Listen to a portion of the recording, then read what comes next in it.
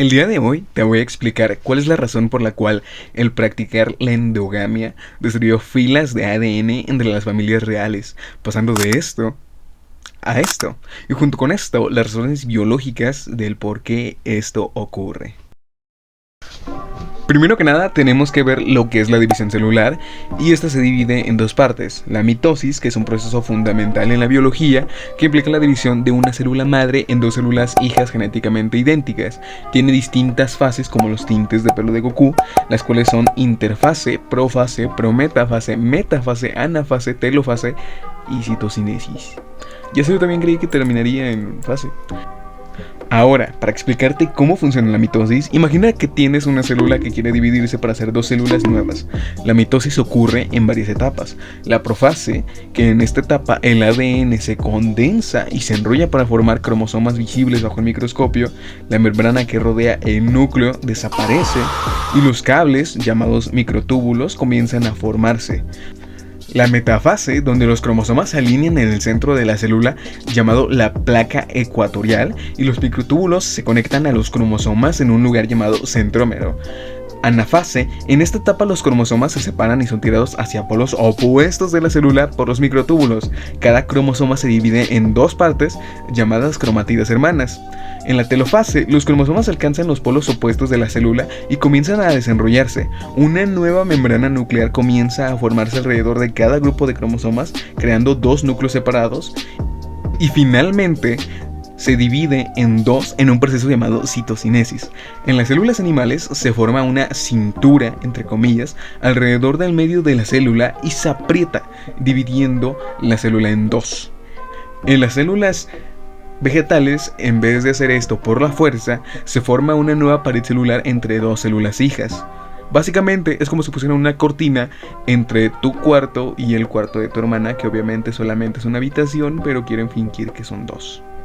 Después de la citocinesis, las dos células hijas entran en la interfase nuevamente, contemplando así el ciclo celular. Este ciclo se repite continuamente en organismos multicelulares para el crecimiento y la reparación de tejidos. La reparación de tejidos sería el ejemplo más sencillo de la vida cotidiana en el que se lleva a cabo la mitosis.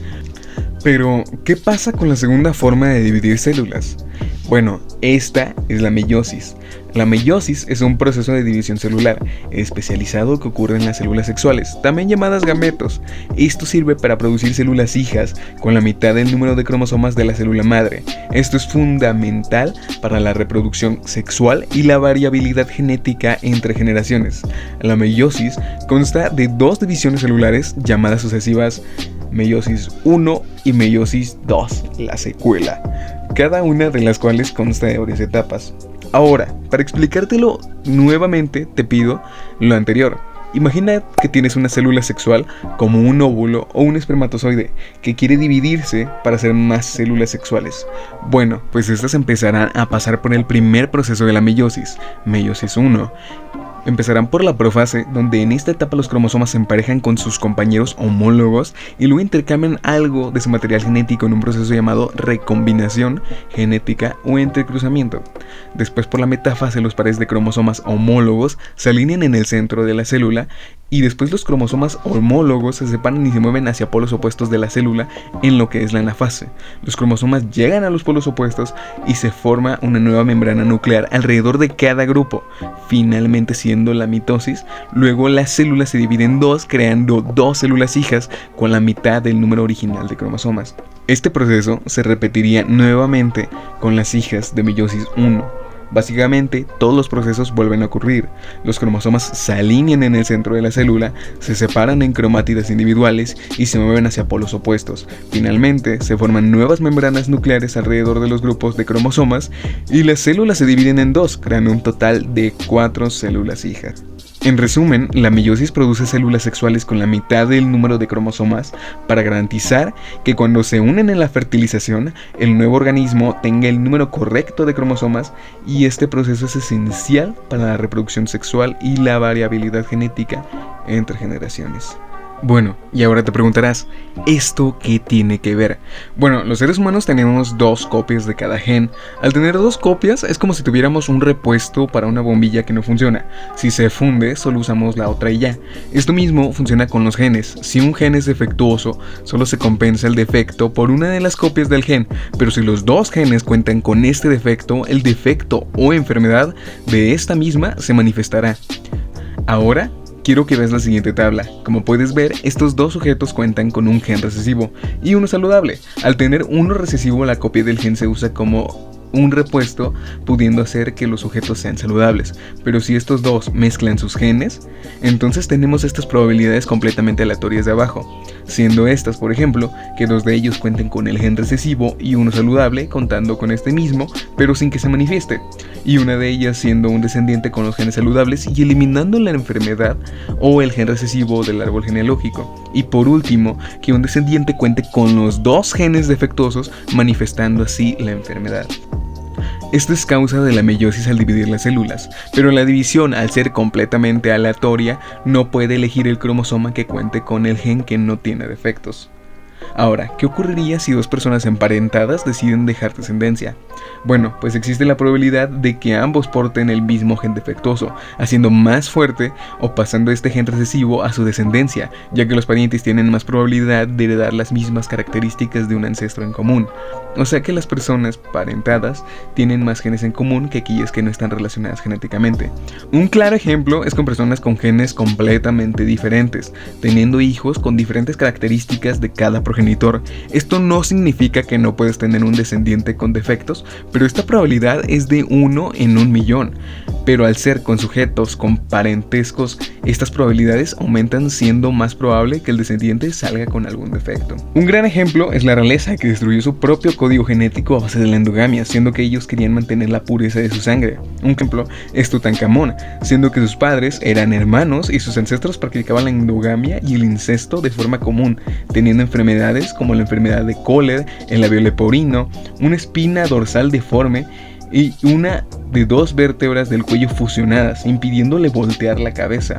Otro gran ejemplo es la familia europea.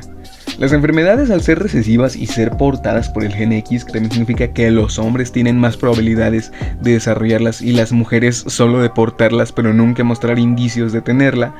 Esto mismo hizo que la reina Victoria no supiera que tenía hemofilia, pasándole a sus descendientes hombres, después de casarse con su primo, esta misma enfermedad. Un ejemplo es el duque Leopoldo, su hijo que se resbaló y se desangró hasta morir, o su nieto que se desangró a los 2 años. Otro gran ejemplo sobre lo que la endogamia es capaz de hacerle al código genético es con Carlos II, teniendo deformidades por la cantidad de incesto en su familia y pudiendo apenas hablar y apenas caminar a los 8 años, muriendo a más de 30 años y destruyendo su línea genética, ya que este murió sin haber tenido descendencia. Ahora, ¿cuál es la moraleja? Simple, no folles con tus primos. Al ser la meiosis una forma de dividir las células que no está completamente controlada por la misma y no poder elegir los genes que tienen las mejores stats, y también sin saber cuáles son los genes que tienen aquellas enfermedades recesivas, es imposible que puedas tener la posibilidad de tener un descendiente completamente sano si es que compartes parentesco con alguien, ya que pues las personas que comparten parentesco al tener descendencia tienen más probabilidad de que sus hijos nazcan con enfermedades, deformidades, etc. Es muy probable. Por eso es mucho mejor tener una pareja que no tenga nada que ver con tu parentesco, ya que de esa forma la variabilidad de los genes hace que tu hijo o tu descendiente pueda tener una mejor vida y junto con eso pueda contar con mucha más extensión genética. Perdónenme si me trabo un poco al hablar, a partir de aquí ya me quedé sin guión, lo que estuve escribiendo, lo que estuve haciendo. Espero y les haya gustado el video. Esto es todo por hoy. Realmente espero y les guste. Voy a tratar de editarlo lo mejor que puedo. Si les gusta, comenten, denle like y suscríbanse. Se les quiere mucho. Besotes en el balazo. Nos vemos. Goodbye, everybody.